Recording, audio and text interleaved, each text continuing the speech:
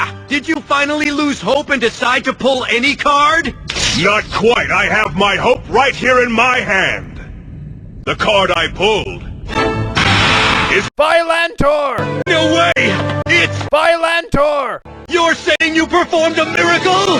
Hellfire's Rage! Vilantor! Flame!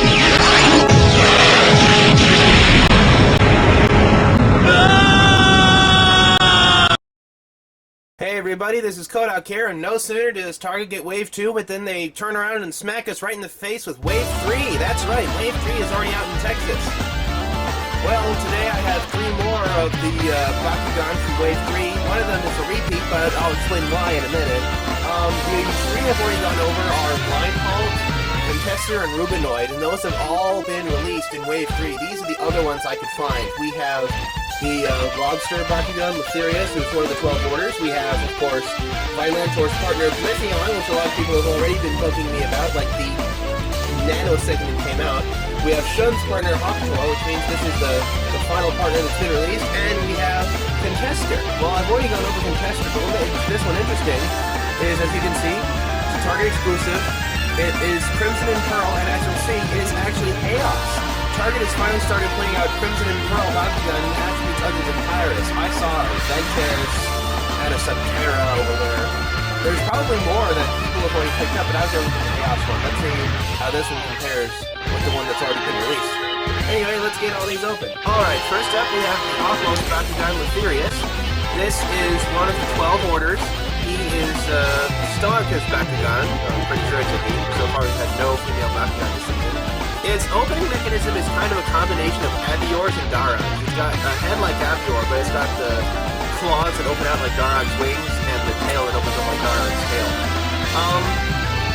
It is actually a very impressive 850 Gs, and that is some serious power right there. They're just ramping up the G power insanely in this season. It's already hit 850, and I don't think a lot of us thought that it would really get that high, but here it is. I wonder if the other Bakugan I bought today will compare it. I've heard rumors that the Plitheon will. Anyways, the additional features are the horn and the legs. You have to open up the claws after it's popped out. The claws lower down so that you can equip the battle gear. I don't know what Lythirius is yet, but apparently it's one with a pair of claws that's going to come out in like Wave 4, so we'll see how that is later. Up next is a Bakugan I've already reviewed in Deca form. It is Shun's Hawktor. It is the last of the Brawler's Bakugan to come out. It uses a battle gear called Swather, which hasn't been released yet. The first thing I noticed immediately that's the difference between the regular and the Deca is the regular doesn't have a lock for the back wings. They're just going to go all the way back without stopping. It's another 850G Bakugan. This is just crazy. It tends to be like the first release of a new wave that has the more powerful Bakugan, so you should go hunting for the wave whenever you can.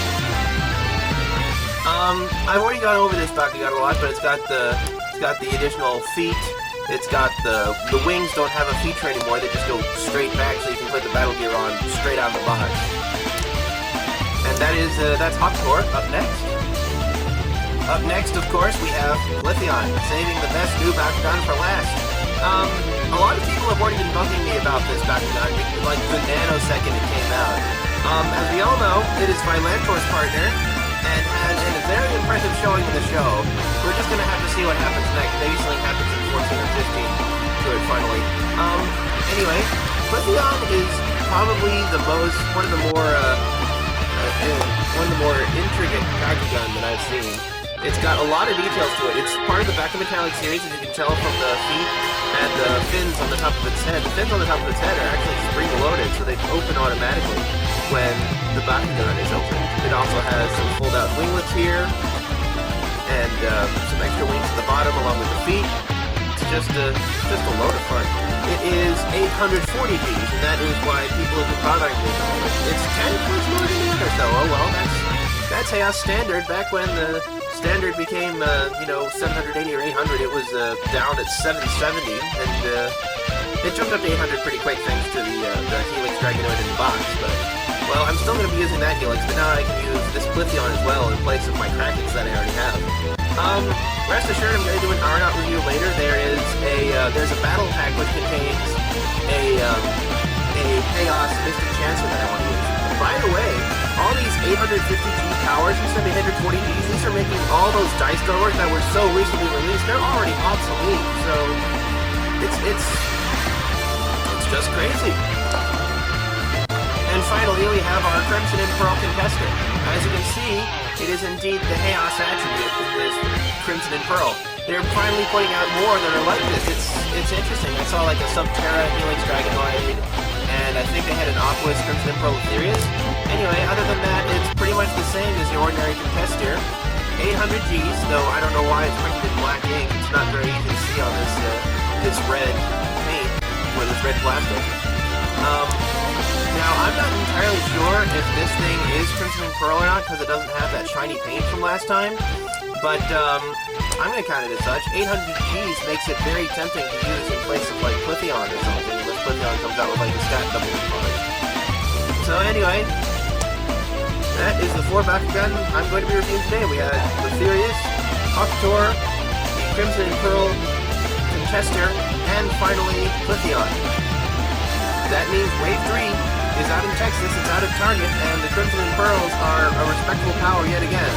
So, go out there, go and see what you can find. And finally, we have the cards of the set. The cards are a new Set C.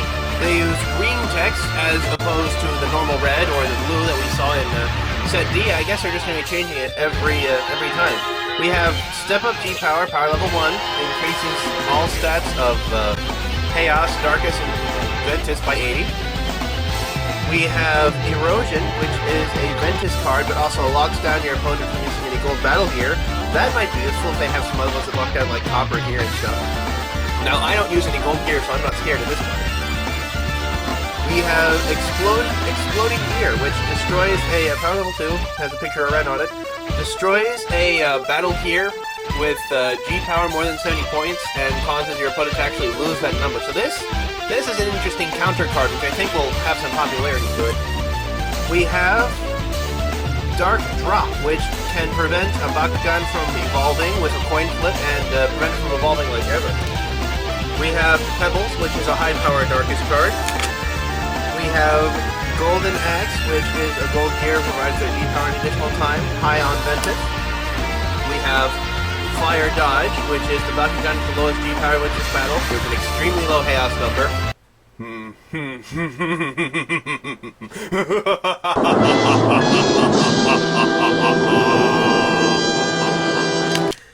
And finally, we have the Ku Mountain, which prevents silver and gold gear from being played, has a high Chaos and Darkus value, but a low Pyrus value. Got a picture of a Glowchinoid beating up Drago there, just righteous image. Yeah, anyway, Set C, so I'm going to be looking for some of these cards. So far, there's not really anything on my trade list in the new set, because I have all the Chaos stuff that I've seen. But for now, not really much to say. This is Kohdok signing off.